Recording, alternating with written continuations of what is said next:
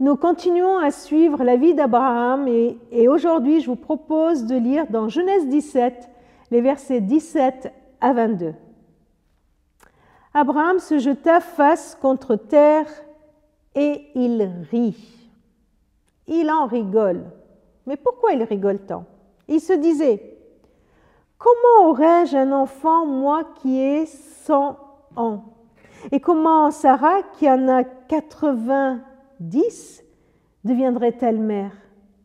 Il dit alors à Dieu, accorde-moi seulement qu'Ismaël vive devant toi. Dieu dit, en fait, ta femme Sarah te donnera un fils et tu l'appelleras Isaac. Je maintiendrai mon alliance avec lui et avec ses descendants après lui. Ce sera une alliance pour toujours. De plus, j'ai entendu ta demande en faveur d'Ismaël. Je le bénirai, je le rendrai fécond, je lui donnerai un très grand nombre de descendants. Il sera le père de 12 chefs et l'ancêtre d'un grand peuple. Et mon alliance, je la conclurai avec Isaac, le fils que Sarah te donnera à cette époque l'an prochain. Quand Dieu eut fini de parler avec Abraham, il s'éloigna. Je ne sais pas comment vous réagissez en lisant la réaction d'Abraham. J'avoue que personnellement, cela me rassure un peu.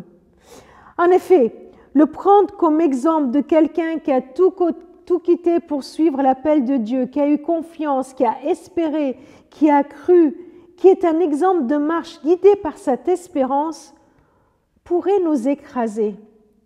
Heureusement que la Bible nous rapporte aussi quelques-unes de ces failles.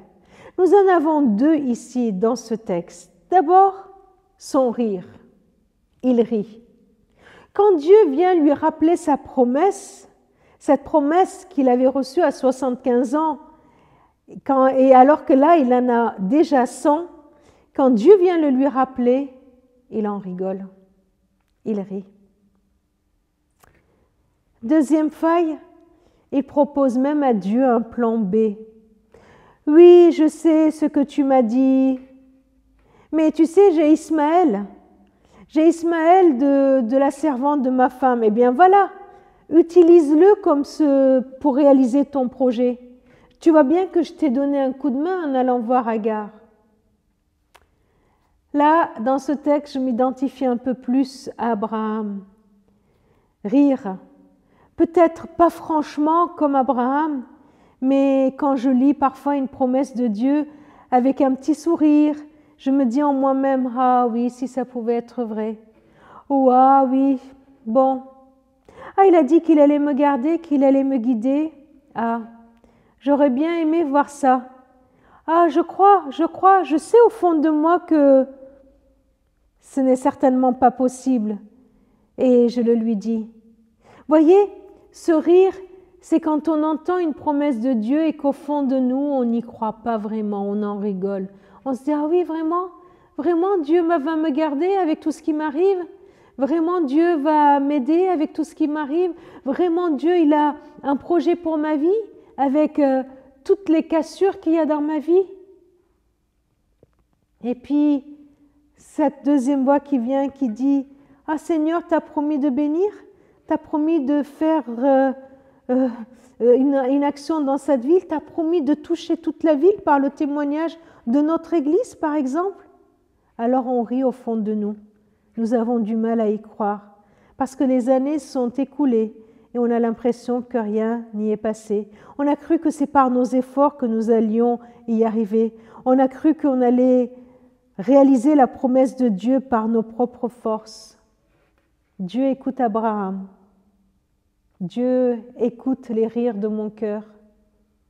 Et Dieu répond tranquillement en rappelant encore et encore sa promesse. J'aime Dieu.